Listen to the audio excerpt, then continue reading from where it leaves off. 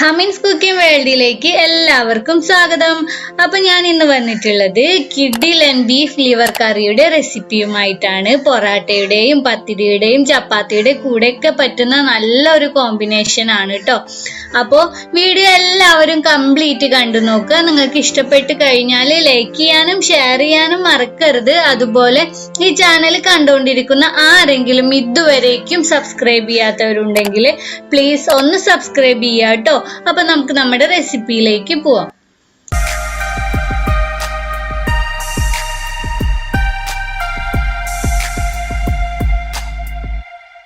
അപ്പോ ലിവർ കറി ഉണ്ടാക്കാനായിട്ട് തുടങ്ങാം. ആദ്യം ലിവറിനെ ഒന്ന് ഫ്രൈ ചെയ്തെടുക്കണം. ലിവർ ഫ്രൈ ഉണ്ടാക്കാനായിട്ട് ആദ്യം നമുക്ക് ഇതിലേക്ക് വേണ്ട മസാലക്കൂട്ട് റെഡിയാക്കണം. ഇതിനായിട്ട് ഇപ്പൊ ഞാൻ കുറച്ച് ചെറിയ ഉള്ളിയും 1/2 ടീസ്പൂൺ പെരിഞ്ജീരകവും മിക്സിയിലിട്ട് വെള്ളം ചേർക്കാതെ അരച്ചെടുക്കുകയാണ് ആദ്യം ചെയ്യണത് കേട്ടോ. ഇപ്പതാ ഇത് നല്ല പേസ്റ്റ് ആയി വന്നിട്ടുണ്ട്. ഇനി ഇതിലൊരു ബൗളിലേക്ക് മാറ്റി കൊടുക്കാം.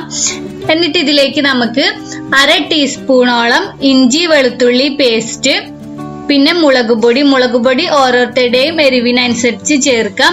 പിന്നെ 1 ടീസ്പൂൺ മല്ലിപ്പൊടി, 1/2 ടീസ്പൂൺ മഞ്ഞൾപ്പൊടി, 1/2 ടീസ്പൂൺ കുരുമുളക് പൊടി, 1/2 ടീസ്പൂൺ ഗരം മസാല പൗഡർ, പിന്നെ 1 നാരങ്ങയുടെ നീര് ഇവ ചേർത്ത് കൊടുക്കുക.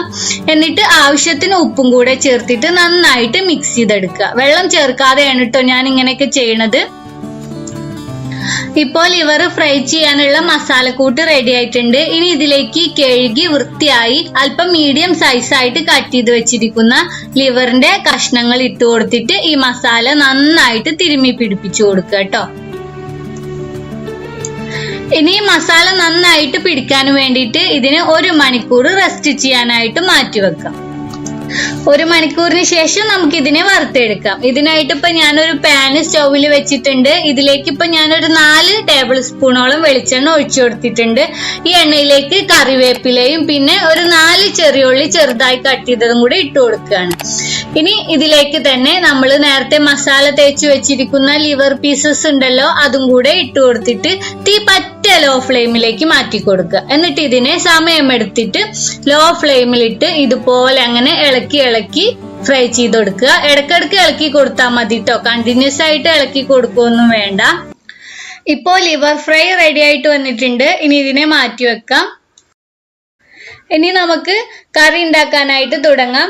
ഇതിനായിട്ട് ഇപ്പൊ ഞാനൊരു പാൻ എടുത്ത് ചൂടാക്കിയിട്ടുണ്ട്. ഇതിലേക്ക് ഇപ്പൊ ഒരു 5 ടേബിൾ സ്പൂൺ വെളിച്ചെണ്ണ ഒഴിച്ചു കൊടുത്തിട്ടുണ്ട്. ഇതിന്റെ പകരം നിങ്ങൾക്ക് സൺഫ്ലവർ ഓയിലും യൂസ് ചെയ്യാം കേട്ടോ. ഈ എണ്ണ ചൂടായിട്ട് വരുമ്പോൾ ഞാൻ ഇതിലേക്ക് കുറച്ച് കറിവേപ്പില ഇട്ട് കൊടുക്കുകയാണ്. പിന്നെ 2 പച്ചമുളക് നെടുകെ കീറിയതും കൂടെ ഞാൻ ഇട്ട് കൊടുത്തിട്ടുണ്ട്. ഇനി ഇത് രണ്ടും ജസ്റ്റ് എണ്ണയിൽ ഒന്ന് മൂപ്പിച്ചെടുക്കുക. എന്നിട്ട് ഇതിലേക്ക് ഞാനിപ്പോ ഒരു കപ്പോളം ചെറിയ ഉള്ളി ചെറുതായിട്ട് കട്ട് ചെയ്തത് ഇട്ട് കൊടുക്കുകയാണ് കേട്ടോ. ഇനി ഇത് നല്ല പോലെ സോഫ്റ്റ് ആക്കിയിട്ട് വഴറ്റിയെടുക്കണം. ചെറിയുള്ളിക്ക് കൂട്ടാൻ പറ്റുന്നിടത്തോളം കൂട്ടുക കേട്ടോ. കാരണം ഈ ചെറിയുള്ളിക്ക് ഇട്ട് വഴറ്റിയെടുക്കണ ബീഫ് ലിവറും ബീഫ് ഫ്രൈയും ഒക്കെ നല്ല ടേസ്റ്റ് ആണ് ഉണ്ടാവുക. അതിന് പകരം എത്ര സവാള നിങ്ങൾ ഇട്ട് കഴിഞ്ഞാലും ആ ഒരു ടേസ്റ്റ് കിട്ടൂല. പിന്നെ ഈ ചെറിയുള്ളി ഒന്ന് സോഫ്റ്റ് ആയി കഴിഞ്ഞാല് ഞാനിപ്പോ ഇതിലേക്ക് 2 ചെറിയ സവാള വളരെ തിന്നായിട്ട് കട്ട് ചെയ്തതും കൂടെ ചേർത്ത് കൊടുക്കുകയാണ്. പിന്നെ ഇതിലേക്ക് തന്നെ സവാള പെട്ടെന്ന് സോഫ്റ്റ് ആയി വരാൻ വേണ്ടിയിട്ട് അല്പം ഉപ്പും. ഇനി നമുക്ക് സവാള നല്ല സോഫ്റ്റ് ആക്കി എടുക്കാം കേട്ടോ. എത്രത്തോളം സോഫ്റ്റ് ആക്കി എടുക്കണോ അത്രത്തോളം നമ്മുടെ കറിക്ക് ടേസ്റ്റ് കൂടുകയാണ് ചെയ്യാം. ഇപ്പോ സവാള നല്ല സോഫ്റ്റ് ആയിട്ട് വന്നിട്ടുണ്ട്. നല്ല ഗോൾഡൻ കളർ ആയിട്ട് വന്നിട്ടുണ്ട്. ഇനി ഇതിലേക്ക് തക്കാളിയാണ് ചേർക്കേണ്ടത്. ഞാനിപ്പോ ജസ്റ്റ് 1 തക്കാളി മാത്രമേ ചെറുതായിട്ട് കട്ട് ചെയ്തിട്ട് ചേർക്കണുള്ളൂ കേട്ടോ. കൂടുതൽ തക്കാളി വേണ്ട, ഒറ്റ ഒന്ന് മതി. ഇനി തക്കാളിയും നല്ല സോഫ്റ്റ് ആക്കി എടുക്കുക കേട്ടോ. തക്കാളി സോഫ്റ്റ് ആയിട്ട് വന്നു കഴിഞ്ഞാൽ ഇതിൽ മസാലപ്പൊടികൾ ചേർക്കാം. ഞാനിപ്പോ ഒരു 1/2 ടീസ്പൂൺ മഞ്ഞൾപ്പൊടി, 3 ടേബിൾ സ്പൂൺ മല്ലിപ്പൊടി, അതുപോലെ 1.5 ടേബിൾ സ്പൂൺ മുളക് പൊടി, പിന്നെ 1/2 ടീസ്പൂൺ കുരുമുളക് പൊടി, 1/2 ടീസ്പൂണോളം തന്നെ ഗരം മസാല പൗഡർ ഇവയാണ് ചേർത്ത് കൊടുത്തിട്ടുള്ളത്. ഇനി ഇതെല്ലാം കൂടെ നന്നായിട്ട് ഇളക്കി മിക്സ് ചെയ്യുക. പിന്നെ മുളക് പൊടിയും കുരുമുളക് പൊടിയും ഒക്കെ നിങ്ങൾക്ക് നിങ്ങളുടെ എരിവിനനുസരിച്ചിട്ട് ചേർക്കാം കേട്ടോ.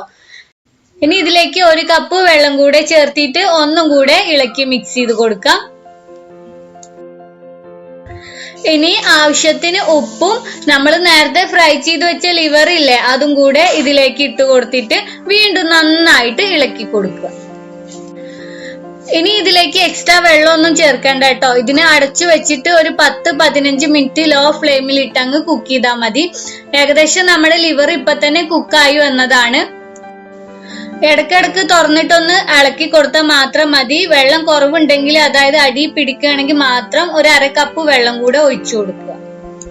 5 മിനിറ്റ് കഴിഞ്ഞപ്പോ ഞാനൊന്ന് തുറന്നു നോക്കിയിട്ടുണ്ട്. ഇപ്പൊ തന്നെ കറിയുടെ എണ്ണയ്ക്ക് മുകളിൽ തെളിഞ്ഞു വന്നിട്ടുണ്ട്. കറി നല്ല പാകമായിട്ട് വന്നിട്ടുണ്ട്. കണ്ടോ, നല്ല കളറായിട്ട് കിട്ടിയിട്ടുണ്ട്. ഇനി നമുക്കിത് ഒന്നും കൂടെ ഇളക്കി കൊടുത്തിട്ട് വീണ്ടും ഒരു 5 മിനിറ്റ് കൂടെ അടച്ചു വെക്കാം. 5 മിനിറ്റ് ആവുമ്പോഴത്തേക്കിന് കറി ഒന്നും കൂടെ പാകമായി എണ്ണയൊക്കെ തെളിഞ്ഞു വന്നിട്ടുണ്ടാവും. ഇനി നമുക്ക് ഫ്ലെയിം ഓഫ് ചെയ്തിട്ട് ഇതിനൊന്നും കൂടെ ഇളക്കി കൊടുത്തിട്ട് സെർവ് ചെയ്യാം കേട്ടോ. ഇത് നമുക്ക് ദോശ, ചപ്പാത്തി, പത്തിരി അങ്ങനെ ഒട്ടുമിക്ക എല്ലാത്തിന്റെ കൂടെയും സെർവ് ചെയ്യാൻ പറ്റുന്ന നല്ല അടിപൊളിയായ ഒരു ഡിഷാണ്. എല്ലാവരും ട്രൈ ചെയ്ത് നോക്കണം. എന്നിട്ട് നിങ്ങളുടെ അഭിപ്രായങ്ങളൊക്കെ അറിയിക്കുക.